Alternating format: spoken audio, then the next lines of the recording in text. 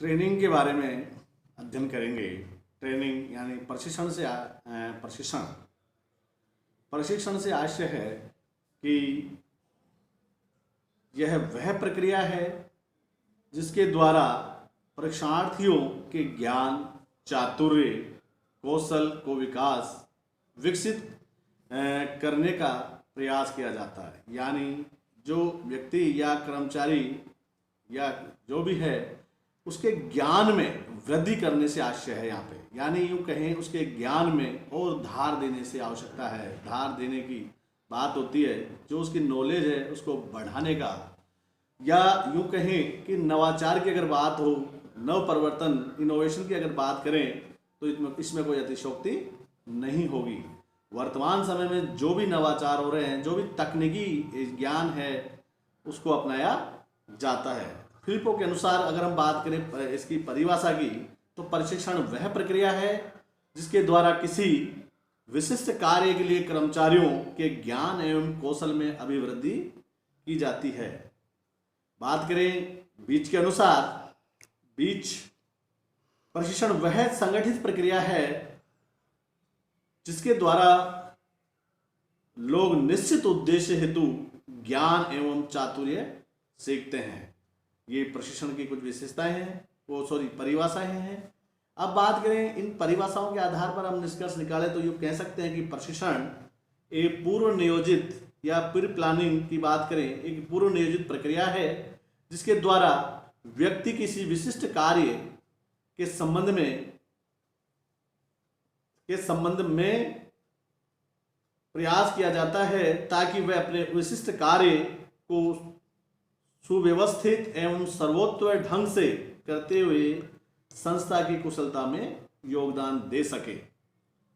बात करें अब इसकी विशेषताओं की, इसकी कैरेक्टरिस्टिक्स की बात करें तो यह एक सतत प्रक्रिया है। ये लगातार चलती रहती है। जिस प्रकार विभिन्न कार्य की नियोजन, संगठन, उद्देश्य और बाद में समन्वय, नियंत्रीकरण, बात करें नियंत्रण की, तो एक कंटिन्यू एक प्रोसेस है, एक लगातार चलने वाली प्रक्रिया है।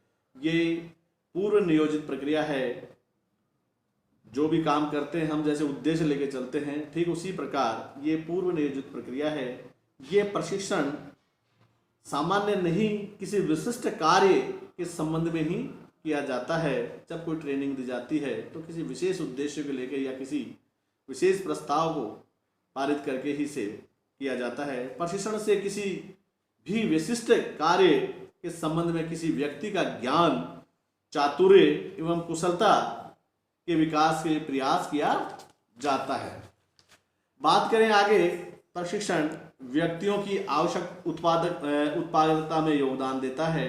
प्रशिक्षण लेने के बाद में यह देखा जाता है कि उस प्रशिक्षण से पूर्व और प्रशिक्षण के बाद में जो उत्पादकता है उसमें कितना अंतर आया। अगर अंतर में प्रगति होती है या उसके यूं कहें उसकी वृद्धि होती है तो हम ये मानते हैं कि प्रशिक्षण का उद्देश्य है वो सफल हो गया।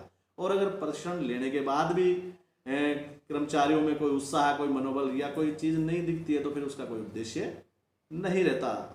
बात करें प्रशिक्षण कार्य की समस्या के निवारण के लिए दिया जाता है। जब कोई समस्या आती है उसके निवारण के लिए भी ये प्रशिक्षण दिया जाता है, जिससे व्यक्ति इसे समझकर, क्योंकि कई तकनीकी जो आज वर्तमान में अगर यूँ बात करें कि तकनीकी जो चीज़ है उनको समझने में कर्मचारियों को दिक्कत होती है, उसके लिए समय समय पर प्रशिक्षण ये दिए जाते हैं जिससे वो उसको और मोटिवेट और अभिप्रेरित होकर कार्य करे और जिससे उसके पदोन्नति में कार्य आए। आगे बात करें प्रशिक्षण एवं शिक्षा में अंतर है। प्रशिक्षण किसी विशेष कार्य के लिए दिया जाता है जबकि शिक्षा औपचारिक अनौपचारिक रूप से सबको दी जाती है। प्रशिक्षण एक विशेष क्षेत्र के लिए, विशेष कार्य के लिए दिया जाता है। बात करें प्रशिक्षण अनुभव का स्थानांतरण हो सकता है।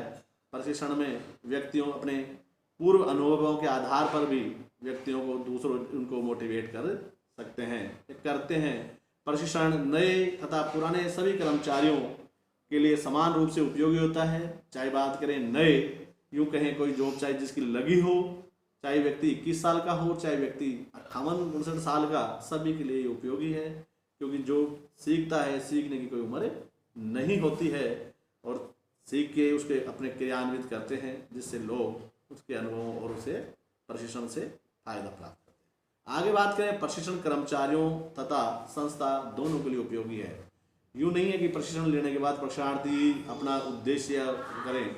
जब व्यक्ति का विकास होता है तो संस्था का विकास होगा, संस्था का विकास होगा तो राष्ट्र का विकास होगा। तो हम यूँ कह सकते हैं कि यह प्रशिक्षण है जो कर्मचारियों और संस्था दोनों के लिए और देश के लिए भी हितकर होता है। धन्यवाद।